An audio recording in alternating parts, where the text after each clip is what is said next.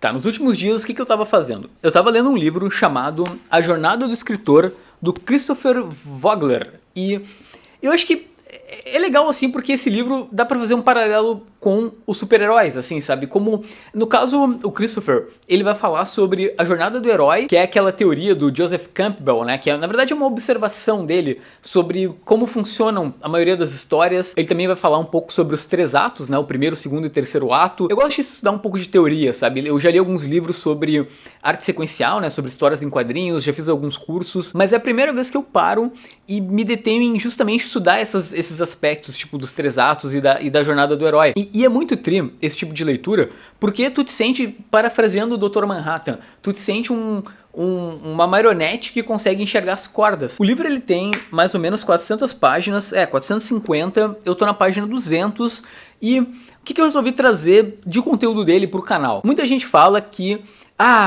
super-heróis é tudo lixo, não vale a pena ler. Eu não sou esse cara, sabe? Eu acho que, na verdade, quem fala isso nem lê super-heróis, porque tem muita história boa saindo, só que a galera tem preguiça de ler. Mas o ponto é, realmente tem muita coisa ruim. E com esse livro, é legal que a gente tem uma... Por mais que algumas coisas a gente já saiba, a gente tem uma concepção acadêmica de por que algumas histórias não funcionam e o que dificulta tanto a gente ter tantas histórias boas de super-heróis. Pra gente ter uma boa história, o primeiro ponto é que a gente precisa que o super-herói, ele evolua, sabe? Toda jornada tem que ser transformadora, tu tem que... A ideia é que o personagem comece de uma forma e no final ele se transforme por conta de tudo aquilo que ele viveu. E esse princípio básico é muito difícil de fazer nas histórias em quadrinhos, porque justamente a ideia é sempre repetir o mesmo status quo, sabe? No final do dia, a gente sabe que o Batman, ele vai voltar pra Gotham, e era isso. Deixa eu pegar uma citação aqui do livro, ele até cita, porque ele vai dando exemplos, sabe? Ele fala em Star Wars, ele fala em vários filmes, e ele fala no Super-Homem, olha só. O Super-Homem faz parte dos heróis que sofrem poucas mudanças internas e agem principalmente para ajudar os outros e orientá-los no seu crescimento. Claro que é uma boa ideia dar a esses personagens alguns momentos de crescimento e transformação para ajudá-los a se manterem atraentes e verossímeis. Então é interessante que o super-herói mude, porque justamente vai fazer ele parecer mais real, sabe? As pessoas mudam com o passar do tempo. Só que ao mesmo tempo a gente tem o problema de que nós queremos que eles continuem do mesmo jeito. Também uma coisa que eu notei lendo o livro é que se a gente for pegar a jornada do herói, né, no caso o Vogler ele divide em 12 etapas a jornada do herói.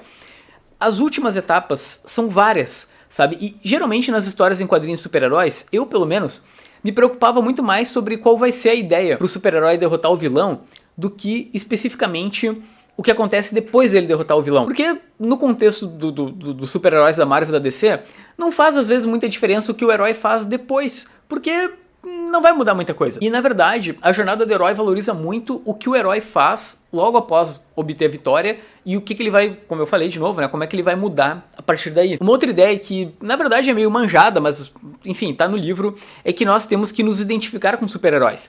Então, uma vantagem que as histórias ruins têm é que no mínimo tem ali o Homem-Aranha, tem o Batman, que são personagens que passam por questões, vamos dizer assim, universais e que é fácil da gente se identificar. Porque se a gente for ver, eu acho que uma das coisas mais legais do livro é que ele analisa que os heróis eles têm uma função psicológica na gente. Por exemplo, o super-herói, ele é alguém que te prova que tu pode enfrentar alguma adversidade, sabe? Quando a gente vê o Peter enfrentando, sei lá, problemas financeiros, é legal, porque tu pensa, cara, se o Peter consegue, eu também consigo. Então é como se fosse um gatilho psicológico pra te inspirar, sabe, pra te motivar a enfrentar algum desafio. E todos esses heróis vão ter problemas com os pais, problemas familiares, não vão se sentir confortáveis com o mundo que eles vivem e querer mudar alguma coisa, que é algo que todos nós temos como característica. E um outro grande problema é que nas histórias em geral de super-heróis, a gente precisa de uma ameaça, obviamente, alguma coisa que vai tentar derrotar o herói. E isso é muito difícil de fazer. Primeiro que eles vão se repetindo, né, ao longo dos anos e, enfim, acaba meio que tendo aquela noção, né, do prende e solta do Batman com o Asilo Arca, né, de botar o bandido lá e ele foge e assim vai indo. Então, o vilão ele acaba perdendo a força nas histórias de super-heróis por esse aspecto. Sem contar a óbvia certeza que a gente tem de que o herói sempre vai vencer no final. E o que eu achei legal quando eu fui estudar o capítulo da sombra, que seria o vilão das histórias, ele não pode entender que é um vilão. Isso torna ele muito mais verossímil, sabe? Por isso que não tem graça a gente ver uma história onde o vilão é o vilão e, nossa, olha como eu sou vilanesco. É legal que ele tem alguma camada. Por isso que a gente acha tão legal o Thanos, porque ele parece que tá certo, ele tem um ponto de vista, ele acha que ele é o herói da história. Isso é muito difícil, sabe? Tu criar uma camada assim pro personagem. E muitas vezes, o vilão ele tem a função psicológica de ser um aspecto que o herói não tem, um aspecto que o herói quer alcançar. Por isso que nos quadrinhos a gente tem sempre, tipo, a versão do Batman, que é a versão legal, mas a gente também vai ter, por exemplo, o Batman que ri, que é a versão do mal do Batman.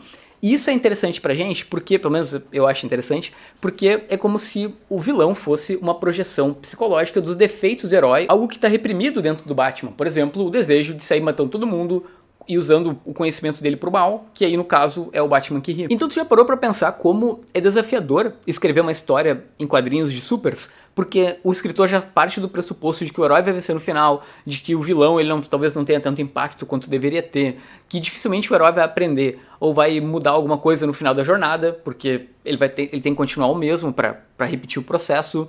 Então, cara, é muito difícil. Então, por isso que tem tanta história bosta, tá aí o motivo. Tu gostou desse vídeo? Eu sei que muita coisa a gente já sabia, eu já sabia, mas é legal tu ter um retrospecto acadêmico de por que as coisas são assim e por que as coisas funcionam. Comenta aí embaixo se tu quer mais vídeos como esse, porque eu ainda tô na metade do livro, ainda tem bastante coisa pra ler. E é isso, tá? Espero que ele tenha sido útil. Até provavelmente amanhã, que deve ter um vídeo legal, tá? Tchau, tchau.